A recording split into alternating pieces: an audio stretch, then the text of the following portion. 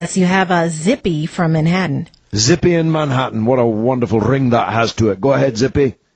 Hello. I applaud you for your honesty, for your equanimity, and for being a warrior in this world where there's so much injustice. And Thank you, brother. Thank you.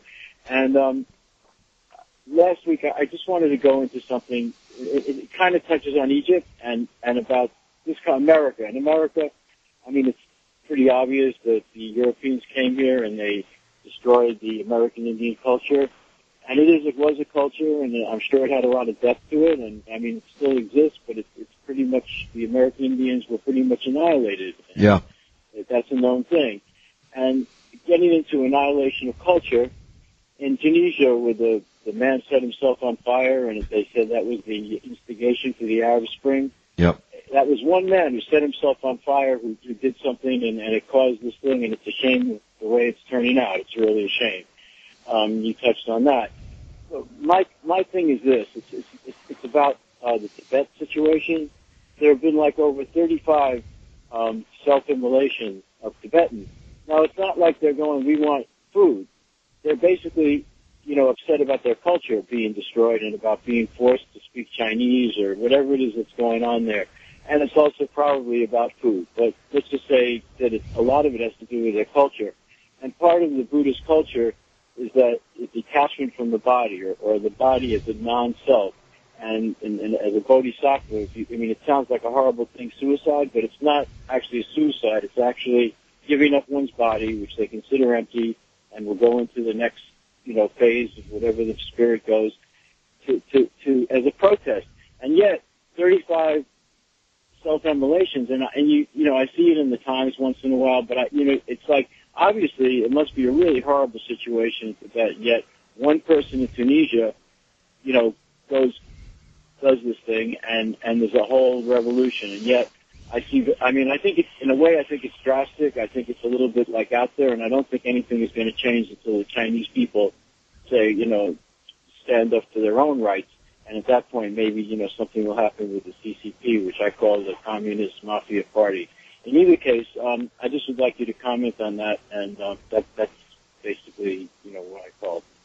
Well, thanks for the call. I mean, I'm not with you on any of that, really. Let me deal with the tactic of self-immolation first. I'm wholly opposed to it. I'm against self-slaughter. The Lord has set his canon against it, as was said in Hamlet. And I'm against it, too, for the same reason, that people do not have the right to kill themselves in law in our country, and I think in yours. And in any case, much more importantly, it's a sinful act. It's an act of absolute despair. And of course, it happens, and it happened in Tunisia in all its horror. And of course, some good came out of what was an appalling act of self-immolation, in that it set the political situation in Tunisia on fire, along with the young man who killed himself, and it sparked a revolution throughout the Arab world, which is still going on. And I'm not with you on the point that it's a shame how it's turned out either. It has turned out in Tunisia very well. They have had free elections. My friend Sheikh Rashid Ghanouchi won the elections in a landslide victory with his Ennahda party, and Tunisia, I think, has a bright future as a result of the revolution. The revolution in Egypt has changed a very great deal in that country. It hasn't changed everything, and of course the ruling elite is fighting back.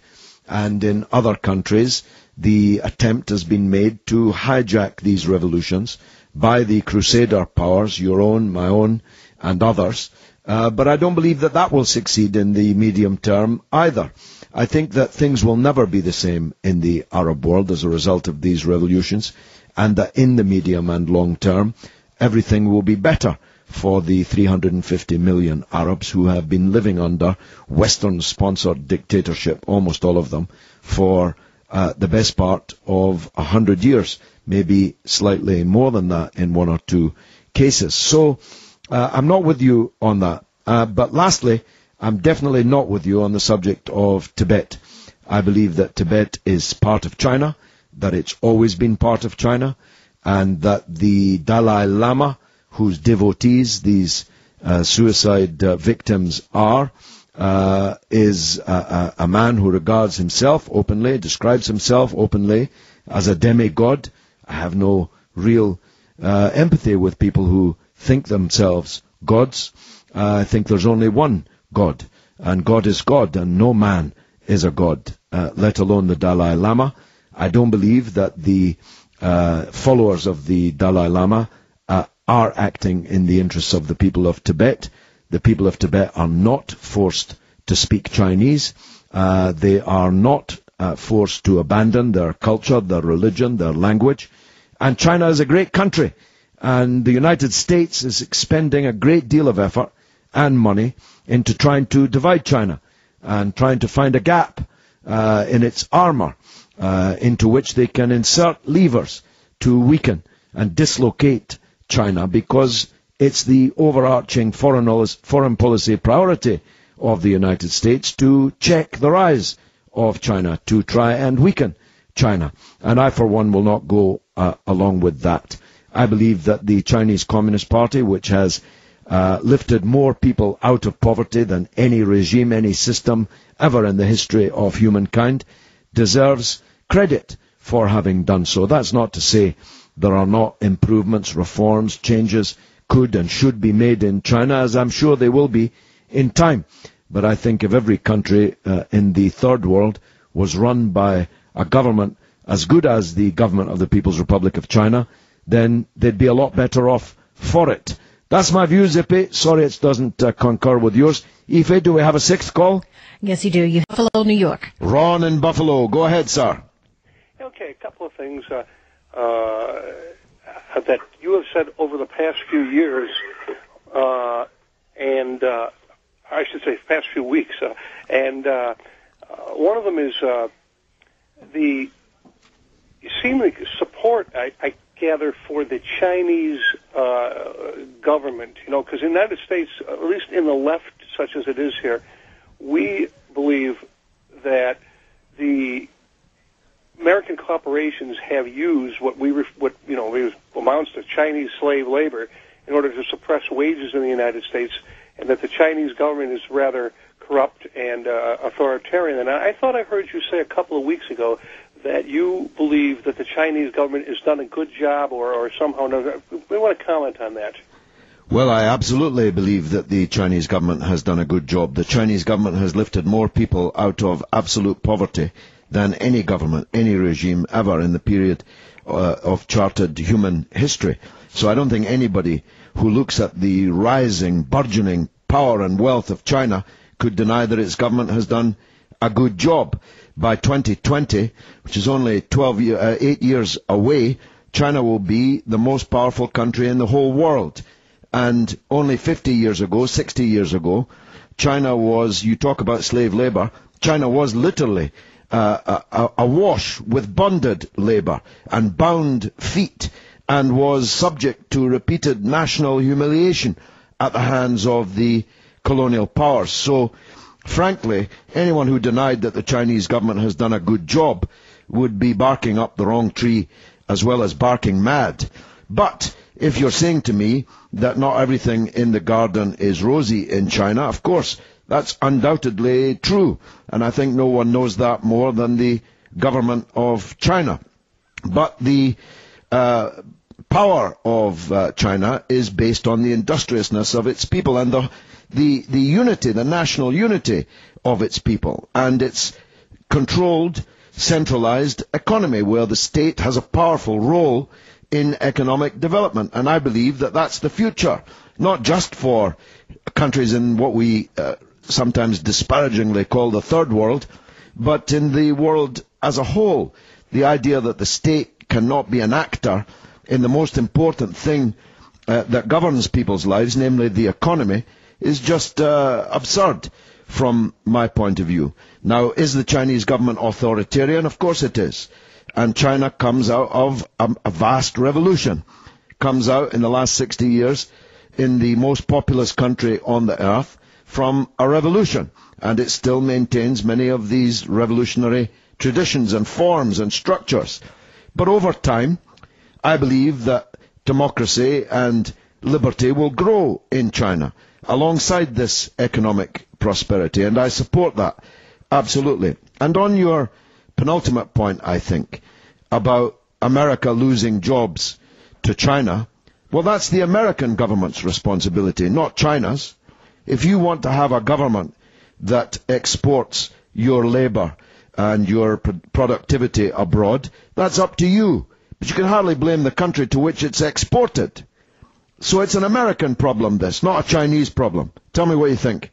Okay, so I want to be sure I'm clear on your point. In other words, you're saying that China for the Chinese and the Chinese,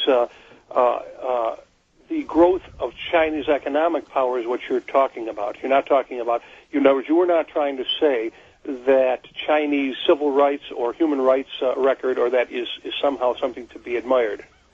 I'm saying that China has the ultimate human right, the right to have a house, to have a job, and to live in a country in an arc of prosperity, where the Chinese people are becoming more and more prosperous, their children better and better fed, with free schools, free hospitals, and the ability to grow as tall, metaphorically speaking, as their abilities and the ability of the state to assist them will permit. These are human rights. These are civil liberties. Civil liberties are not just about the right to have a free blog site. I'm in favor of free blog sites. But if you've only got free blog sites and your children are hungry and you can't send your kids to university because you can't afford it, boy, you're being denied a lot of human rights there. Okay. Now, then you do not accept then some of the writings of even somebody like the United States who says, well, I think she's Canadian, but of Naomi Klein in her book, The Shock Doctrine, that talks about how the Chinese government essentially has adopted in this authoritarian fashion a Chicago School of Economics. In other words, they build up economic strength through utilizing similarly to the way you would say any very exploitive capitalist structure would, by really using the surplus value of workers there in collusion with international capital in order to build up the power elite's economic level. You don't accept that then as you think that the distribution of wealth is reasonably decent in China? Well, I believe that it's becoming increasingly decent, and so do the Chinese, because they have seen their prosperity, their average income rise and rise and rise, and the social wage on which they can rest, free schools, free hospitals, free medical care, a guaranteed job, a guaranteed house. These are important economic freedoms that the Chinese people have, that the people in, say, Bangladesh do not have. Now, China's not prosperous because of slave labor. If slave labor was the issue, Bangladesh has far, far lower labor rates than China has. Now, do I think that the distribution of wealth in China is perfect, is what I would like it to be? No, I don't. But I believe that it's much more equal than in the United States.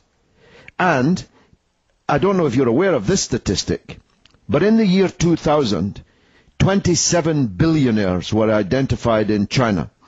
10 of them are currently in prison. And they're in prison because China will not accept, you used the word corruption earlier, China shoots corrupt people and charges their families for the bullet that it killed them with.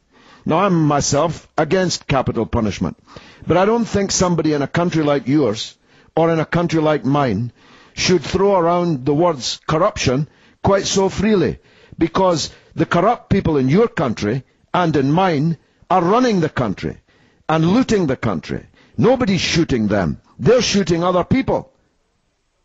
Okay, because at least the American press, as well as some people on the left here, even I think including The Nation magazine and other groups, which are hardly considered part of the corporate establishment, seem to think that it is a very oligarchical there, in that the for example, the Mao regime that was basically disintegrated after his death in the 70s,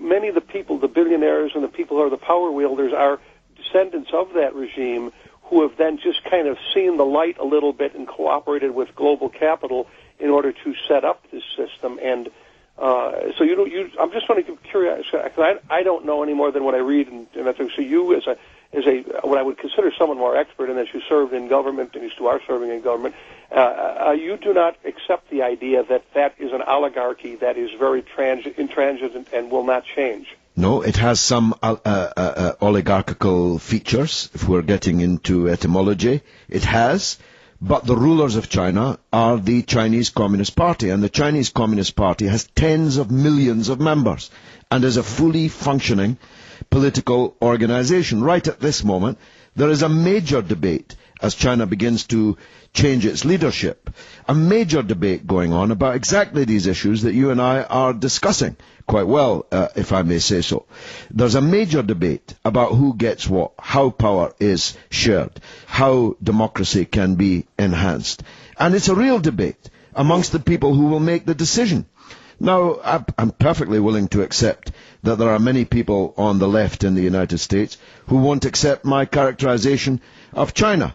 But I'm giving you my characterization of China, not theirs.